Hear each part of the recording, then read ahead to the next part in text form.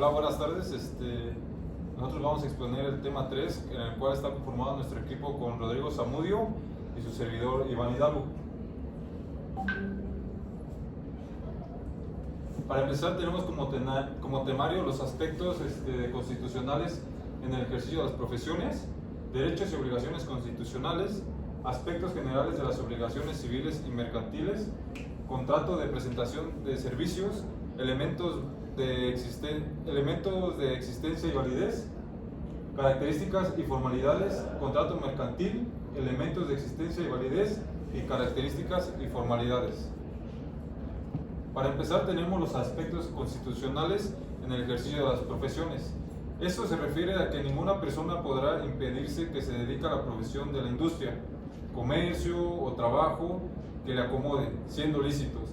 El ejercicio de esta libertad solo podrá vedarse por determinación judicial cuando se ataquen los derechos del tercero o por resolución gubernamental, dictada en los términos que marquen la ley o cuando se ofendan los derechos de la sociedad. Los derechos constitucionales abarcan que todas las autoridades en el ámbito de competencia tienen la obligación de promover, respetar, proteger y gratificar los derechos humanos de la conformidad con los principios de la universalidad, interdependencia, indivisibilidad y progresividad. Por otro lado, también tenemos la ley que determinará en cada entidad federativa cuáles son las profesiones que necesitan título para su ejercicio, las condiciones que deban llenarse para obtenerlo y las autoridades que han de expedirlo. Por otro lado, también tenemos que nadie podrá ser obligado o prestar trabajo personales sin la justa retribución y sin un plano de conocimiento, salvo el trabajo impuesto por la autoridad judicial. También en el Estado no puede permitir que se les lleve a efecto ningún contrato, pacto o convenio que tenga por objeto el menoscabo, la pérdida o el irrevocable sacrificio de la libertad de la persona por cualquier causa.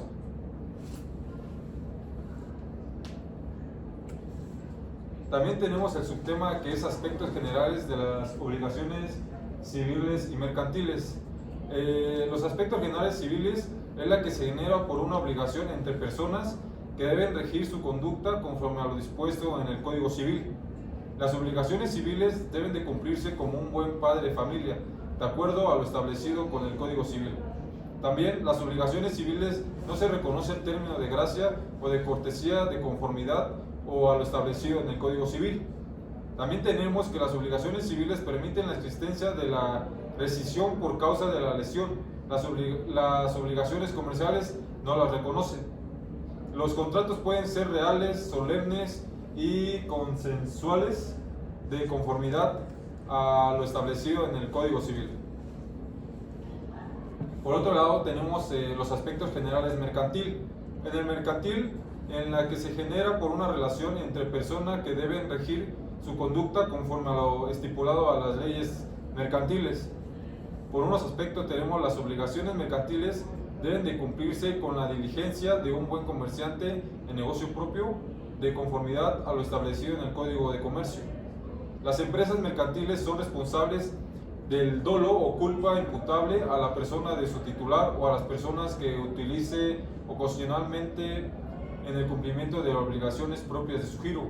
También en el derecho mercantil solamente deben de ser solemnes los contratos que el mismo Código de Comercio y las leyes especiales establezcan.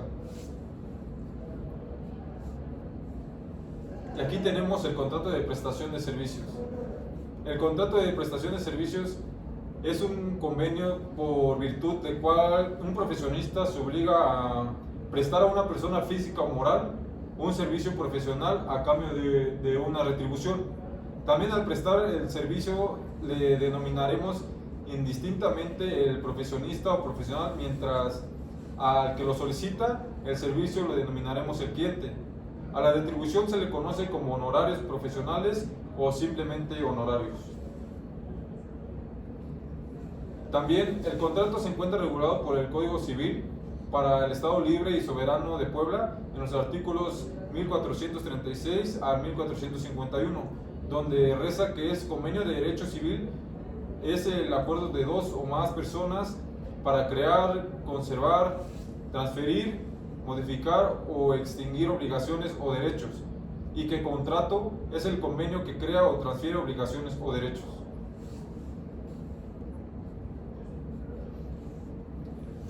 También lo regula la ley reglamentaria del artículo 5 constitucional relativo al ejercicio de las profesiones en la Ciudad de México, que define al ejercicio profesional para los efectos de esta ley la realización habitual a título oneroso o gratuito de todo acto o la prestación de cualquier servicio propio de cada profesión, aunque solo se trate de simple consulta o la ostentación del carácter del profesionista por medio de tarjetas, anuncios, placas, insignias o de cualquier otro modo.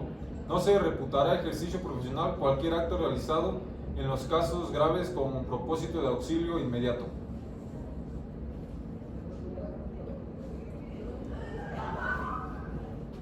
Bueno, dentro de los contratos de prestaciones de servicios tenemos algunos elementos que le dan existencia y validez a estos contratos de prestaciones de servicios, ¿no?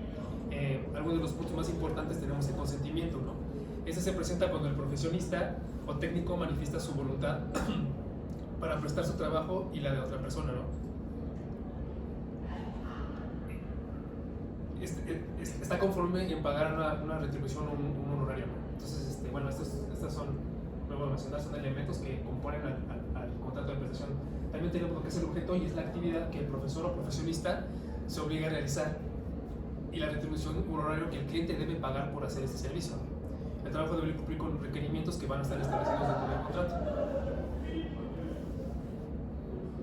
También tenemos lo que es la capacidad, que bueno, es para el poder o profesionista, es el ejercicio para contratar, y debe además tener la especial, que es la posesión de un título que lo habilita para el desempeño de su profesión. Básicamente es las capacidades que el profesionista tiene para poder realizar el ejercicio de la profesión, ¿no? Y también tenemos lo que es la forma, que es el contrato de prestación de servicios profesionales. No solo está sujeto a ninguna formalidad para su validez. Bueno, también encontramos estas características y formalidades, que son el profesionalizado, que tiene que ser consensual, tiene que ser bilateral y tiene que ser oneroso, ¿no? Entonces, bueno, profesionalizado quiere decir que el trabajo requiere de una preparación específica, ¿no? Entonces, básicamente es lo que has contratado con una persona que sea profesional, que sea consensual para que el documento tenga validez. Ambas partes tienen que estar después va muy de la mano con la parte de ser bilateral, que tiene que tener acuerdos por ambas partes, y oneroso, que los servicios que se prestan van a ser retribuidos, o sea, que se va a hacer un pago por el hecho de hacer el servicio, ¿no? Por otro lado, también tenemos los que son los contratos mercantiles. Y bueno, ¿qué es un contrato mercantil? Bueno, son aquellos acuerdos de voluntades entre dos o más personas para producir o transferir derechos y obligaciones, ¿no? Es bien importante tomar en cuenta que esto se toma del derecho civil, ya que en materia mercantil no existe una definición propia para los contratos, ni en la doctrina ni en la legislación, ¿no? Entonces, bueno, ¿quiénes son los que lo celebran? Generalmente, o en su generalidad, lo celebran, pueden ser celebrados por aquellas personas físicas o morales que tienen capacidad legal y que no están impedidas expresamente por la ley para ejercer el comercio, ¿no? Y bueno, cabe mencionar que los contratos mercantiles son aquellos que se celebran respecto de objetos de naturaleza mercantil, o sea, todo lo que es una mercancía. ¿Quiénes lo rigen los contratos mercantiles? Se encuentran regidos o regulados por el Código de Comercio, y así como por las leyes mercantiles. Y a falta de disposición expresa, entraría el Código Civil, ¿no? Para poder ser regulado. Y bueno, de acuerdo con el Código de Comercio, a los actos mercantiles les serán aplicadas las disposiciones del derecho civil respecto a la capacidad de los contratantes y de las excepciones y causas que residen y invalidan los contratos. Eso también quiere decir que el Código de Comercio también que los derechos civiles también aplican para este tipo de contratos. Bueno, los contratos mercantiles en en las leyes mercantiles. Entre los contratos mercantiles celebrados por personas físicas o morales, comerciantes o no, podemos encontrar estos siguientes contratos, ¿no? Los contratos de compraventa verificados con propósitos de especulación comercial, los contratos de alquiler verificados con el propósito de especulación comercial, contratos de rendimiento financiero, contratos de compraventa de porciones, acciones, contratos de suministro. Bueno, son diferentes ejemplos de contratos mercantiles que podemos encontrar, ¿no? Contratos de transportes de personas o cosas. Siguiente, por favor. Y bueno, también los contratos mercantiles que están en las leyes mercantiles, tenemos que entre los contratos mercantiles celebrados por personas físicas o morales, pues básicamente es la continuación de lo que estábamos comentando, que es igual contratos de comisión de agencia, contratos de seguros de toda especie. Digo, nuevamente solamente es una ejemplificación de algunos contratos. Y bueno, los comerciantes en derecho, los contratos mercantiles son celebrados por comerciantes y por aquellas personas que no sean consideradas en derecho como comerciantes, pero que al realizar una operación de comercio quedan sujetos a las leyes mercantiles. En derecho se consideran comerciantes a las personas físicas y morales con capacidad de contratar y obligarse, que hacen del comercio su profesión habitual, ¿no? Y que las leyes no les prohíben expresamente la profesión del comercio. Las sociedades constituidas conforme a las leyes mercantiles y las sociedades extranjeras, sus agencias y sucursales que ejercen actos de comercio en México. Bueno, aquí también encontramos algunos vicios dentro de los vicios de consentimiento de los contratos mercantiles. Por lo que respecta a los vicios de consentimiento, los contratos mercantiles se aplican a lo dispuesto por el derecho civil, y así tenemos que en estos contratos las manifestaciones de la voluntad de las partes debe expresarse sin vicio. De lo contrario, pues el contrato estará afectado a nulidad, ¿no? A nulidad. Los vicios de consentimiento son esas circunstancias que influyen para que una persona manifieste su voluntad. Entonces, algunos de los vicios más encontrados con más frecuencia son el error, que es la falsedad, una falsa apariencia de la realidad. Por ejemplo, cuando uno de los contratantes cree que debe celebrar un contrato de alquiler y en realidad se trata de un contrato de arrendamiento financiero.